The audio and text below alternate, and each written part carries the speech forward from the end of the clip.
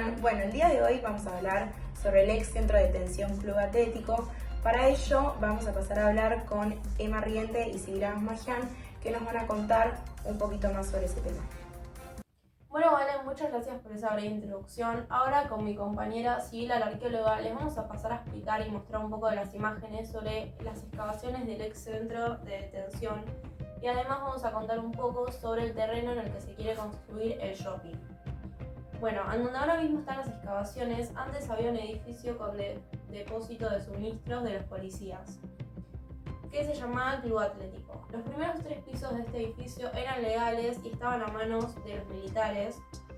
Y por otra parte, el subsuelo era el centro clandestino de detención, tortura y exterminio. Este edificio fue destruido en 1978 para construir la autopista 25 de Mayo y luego de esta construcción el centro quedó cubierto por una montaña de tierra que sostenía la autopista.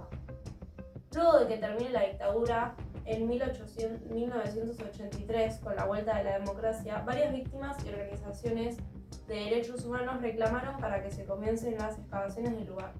Bueno, luego de todas estas manifestaciones, recién en 2002, el gobierno de la ciudad de Buenos Aires permitió que se comiencen con las excavaciones del Club Atlético y esto se llevó a cabo por el proyecto de rescate arqueológico.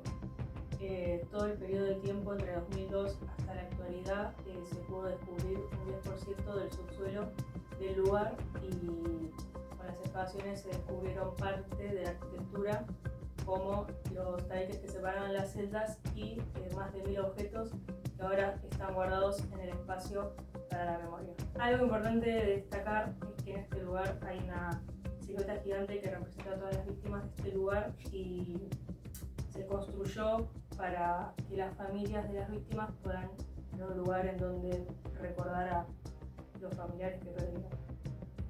Bueno, muchas gracias por escuchar esta explicación, esperamos que les haya gustado. Valen, volvemos con vos. Sí, bueno, muchas gracias chicas por esta explicación. Yo sigo impactada, no puede ser que quieran construir un shopping sobre este lugar histórico nacional, el cual se debe conservar para tomar conciencia sobre este pasado reciente en nuestro país. Para poder entender un poco más cómo funcionaba este centro de detención, voy a estar entrevistando a Ana María Coreaga. Hola, buen día, ¿cómo estás? Buen día, muy bien, ¿vos?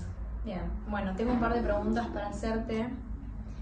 Y la primera es, ¿cómo pensás que podemos resignificar la memoria de lo que pasó durante la dictadura? ¿Qué pregunta? Yo creo que podemos mantener la memoria sobre el suceso del pasado reciente de nuestro país, manteniendo los centros, o sea, ponerle como el Club Atlético, como un lugar para poder ir a visitar y así que todos sepan qué fue lo que sucedió y que se den cuenta qué tan fuerte fue ese periodo de tiempo. Bueno, ¿qué recuerdos tenés de tu encierro durante la dictadura? Durante el encierro pasaron varias cosas, pero como la que más me marcó por la situación en la que vivíamos, ahí en el centro, fue, yo compartía celda con una psicóloga.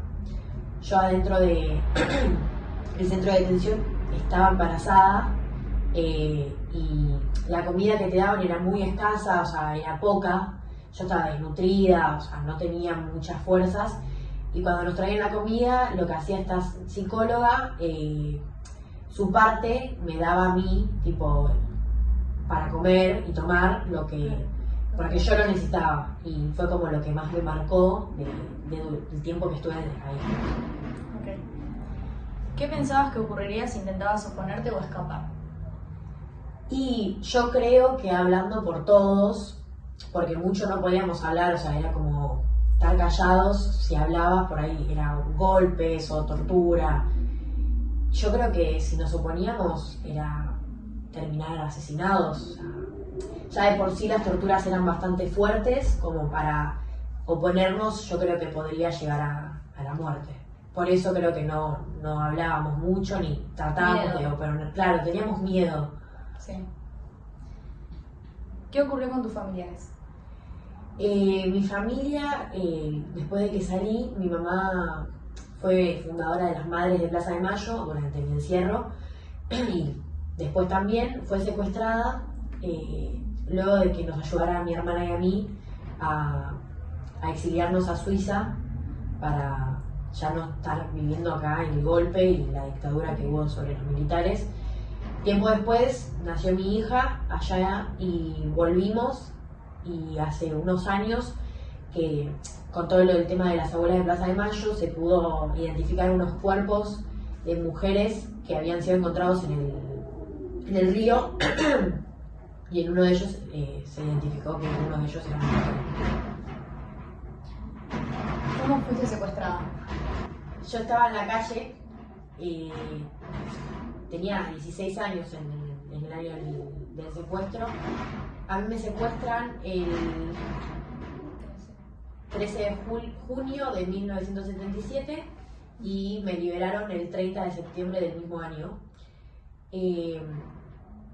Estaba caminando por la calle y paró un auto de los que se reconoce como los de esa época, que era un Falcon verde. Me subieron, me vendaron los ojos y me llevaron a lo que hoy se conoce como el Club Atlético. ¿Qué día saliste y qué sentiste en ese momento?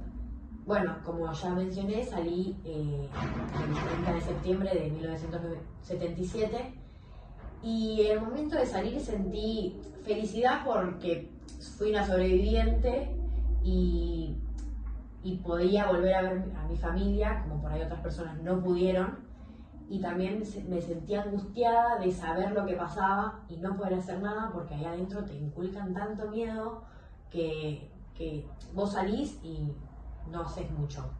O sea, no vas y hablas con la policía, porque es más, la policía era parte de lo que sucedía, y nada, como que sentía angustia de saber lo que pasaba, que gente que lo sabía no hacía nada y que eso seguía pasando y yo no podía hacer nada. Bueno, muchas gracias. Gracias a vos.